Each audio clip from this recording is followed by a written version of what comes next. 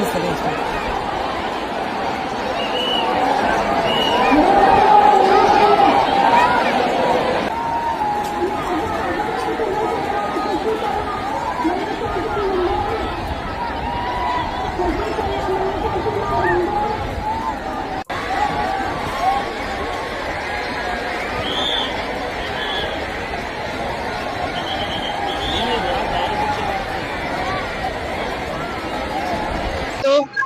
ಜಿಲ್ಲಾಡಳಿತದಿಂದ ಹಾಗೂ ನಮ್ಮ ಶ್ರೀ ರೇಣುಕಾ ಯಲ್ಲಮ್ಮ ದೇವಸ್ಥಾನ ಪ್ರಾಧಿಕಾರ ಹಾಗೂ ಪ್ರವಾಸೋದ್ಯಮ ಮಂಡಳಿ ಮುಖಾಂತರ ಭಾರತ ಹುಣ್ಣಿಮೆ ಜಾತ್ರೆ ಅಡಿಯಲ್ಲಿ ಬಹಳ ಯಶಸ್ಸಾಗಿ ನಾವು ವ್ಯವಸ್ಥಿತವಾಗಿ ಇವತ್ತು ಅರೇಂಜ್ಮೆಂಟ್ಸ್ ಮಾಡಿದೀವಿ ಅಂತ ಹೇಳಲಿಕ್ಕೆ ಬಹಳ ಹೆಮ್ಮೆ ಅನಿಸ್ತಾ ಇದೆ.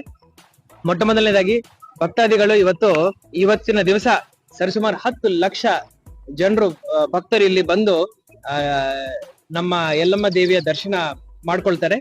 ಅವರಿಗೆ ಯಾವುದೇ ತೊಂದರೆ ಆಗದಂತೆ, ಯಾವುದೇ ಟ್ರಾಫಿಕ್ ಪ್ರಾಬ್ಲಮ್ ಆಗದಂತೆ, ಯಾರು ನಡ್ಕೊಂಡು ಬರ್ತಾ ಇದ್ದಾರೆ ಅವರಿಗೆ ತೊಂದರೆ ಆಗದಂತೆ, ಚಕ್ಕಡಿ ಗಾಡಿ ಇರ್ಬೋದು, ಟ್ರ್ಯಾಕ್ಟರ್ ಇರ್ಬೋದು, ಜೀಪ್ ಇರ್ಬೋದು, ಕಾರ್ ಇರ್ಬೋದು, ಬೈಕ್ ಇರ್ಬೋದು, ಟೆಂಪೋ ಟ್ರಾವೆಲರ್ ಇರ್ಬೋದು, ಬಸ್ ಇರ್ಬೋದು, ಎಲ್ಲ ಒಂದು ವ್ಯವಸ್ಥಿತವಾಗಿ ನಾವು ಪದ್ಧತಿಯಿಂದ ಪಾರ್ಕಿಂಗ್ ವ್ಯವಸ್ಥೆ ಮಾಡ್ಕೊಂಡಿದೀವಿ, ರೂಟ್ ಪ್ಲಾನ್ ಮಾಡಿದೀವಿ. ಅದರಲ್ಲಿ ನಮ್ಮ SP ಸಾಹೇಬರು ಬಹಳ ಹಿಂದಿನ ಒಂದು 10 ದಿವಸದಿಂದ ಇಲ್ಲೇ ಕ್ಯಾಂಪ್ ಮಾಡಿ ಬಹಳ ಚೆನ್ನಾಗಿ ಮಾಡಿದ್ದಾರೆ. ಇವತ್ತಿನ ದಿವಸ ಸರಿಸುಮಾರು 1500 ಜನ ಪೊಲೀಸ್ ಸಿಬ್ಬಂದಿ ನಾವು ಡೆಪ್ಯೂಟ್ ಮಾಡಿದೀವಿ. SP ಸಾಹೇಬ್ರ ಮೇಲುಸ್ತುವಾರಿಯಲ್ಲಿ ಬಹಳ ಒಳ್ಳೆಯ ಒಂದು ಸಿಸ್ಟಮ್ ಇಲ್ಲಿ ಸೆಟಪ್ ಆಗಿದೆ. ಇವತ್ತು ನಾವು ಇದು ಆಂಟಿಸಿಪೇಟ್ ಮಾಡಿದೀವಿ, 10 ಲಕ್ಷ ಜನರು ಬರ್ತಾರಂತ ಆಂಟಿಸಿಪೇಟ್ ಮಾಡಿದೀವಿ. ಈ ನಿಟ್ಟಿನಲ್ಲಿ ಈ ಭಾಗದ ಶಾಸಕರು ಇರ್ಬೋದು, ನಮ್ಮ ಉಸ್ತುವಾರಿ ಸಚಿವರು ಇರ್ಬೋದು, ಹಾಗೂ ಪ್ರವಾಸೋದ್ಯಮ ಮಂಡಳಿಯ ಅಧ್ಯಕ್ಷರು, ನಮ್ಮ ರಾಜ್ಯದ ಪ್ರವಾಸೋದ್ಯಮ ಸಚಿವರು, ಅದೇ ರೀತಿ ಮುಜರಾಯಿ ಸಚಿವರು ನಮ್ಮ ಪ್ರಾಧಿಕಾರದ ಅಧ್ಯಕ್ಷರಾಗ್ತಾರೆ. ಅವರೆಲ್ಲರನ್ನೂ ನಾವು ಕಾನ್ಫಿಡೆನ್ಸ್ ಗೆ ತಗೊಂಡು ಈ ವ್ಯವಸ್ಥೆಯನ್ನು ನಾವು ಇವತ್ತು ಸಿದ್ಧ ಮಾಡ್ಕೊಂಡಿದೀವಿ. ಇದಲ್ಲದೆ ಈ ಸತಿ ಫಾರ್ ದಿ ಫಸ್ಟ್ ಟೈಮ್ ನಾವು 3 ಲಕ್ಷ ಮಜ್ಜಿಗೆ ಪ್ಯಾಕೆಟ್ ಗಳನ್ನು ನಮ್ಮ ಮಂಡಳಿ ಹಾಗೂ ಪ್ರಾಧಿಕಾರದ ಮುಖಾಂತರ ನಾವು ಇವತ್ತು ದಾಸೋಹ ಮಾಡಿದೀವಿ. ಯಾರು ಸ್ವಲ್ಪ ಬಿಸಿಲಿದೆ, ಭಕ್ತರು ಬಂದಾಗ ಅವರಿಗೆ ಮಜ್ಜಿಗೆ ಸಿಗ್ಬೇಕಂತ ಹೇಳಿ ಏನ್ ಯೋಚನೆ ಇತ್ತು ಅದನ್ನು ನಾವು ಇವತ್ತು ಯಶಸ್ಸು ಮಾಡಿ ತೋರಿಸಿದ್ವಿ. ಸರ್, ಒಂದು ದೊಡ್ಡ 10 ಲಕ್ಷ ಜನ ಇದೆ ಸರ್, ಒಂದು ಸವಾಲಿನ ಕೆಲಸ ಯಾವ ರೀತಿ ಸರ್ ಅಂದ್ರೆ ಹಿಂದಿನ 15-20 ದಿವಸದಿಂದ ನಾವು ಇಲ್ಲೇ ಕ್ಯಾಂಪ್ ಮಾಡ್ತಾ ಇದೀವಿ. ಆದ್ರೆ ಇದರ ಯೋಚನೆ ಏನಿದೆ, ಸರಿಸುಮಾರು 4 ತಿಂಗಳಿಂದ ನಾವು ಮಾಡ್ತಾ ಬಂದಿದೀವಿ. ಇನ್ನು ಕಲೀಲಿಕ್ಕೆ ಬಹಳಷ್ಟು ವಿಚಾರಗಳಿದಾವೆ. ನಾವೊಂದು ಮಾಸ್ಟರ್ ಪ್ಲಾನ್ ಮಾಡ್ತಾ ಇದೀವಿ.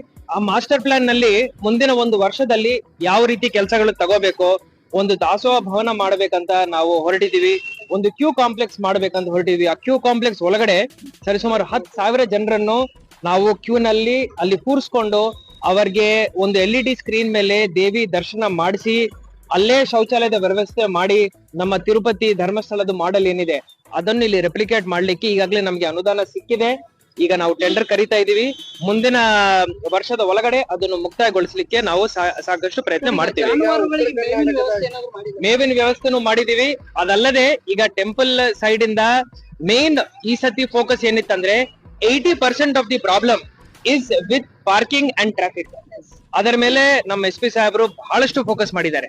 ಸೊ ಚಕ್ಕಡಿ ಗಾಡಿನಲ್ಲಿ ಬಂದಾಗ ಮಧ್ಯದಲ್ಲಿ ಮೇವಿನ ಬ್ಯಾಂಕ್ಗಳಿರ್ಬೋದು, ಹಾಗೂ ಎಲ್ಲಿಗೆ ಹೋಗಿ ಚಕ್ಕಡಿ ಗಾಡಿಗಳು ಪಾರ್ಕ್ ಆಗಬೇಕು, ಬಸ್ಗಳು ಎಲ್ಲಿ ಪಾರ್ಕ್ ಆಗಬೇಕು, ಅದೆಲ್ಲ ವ್ಯವಸ್ಥೆ ಅವ್ರು ಮಾಡಿದ್ದಾರೆ.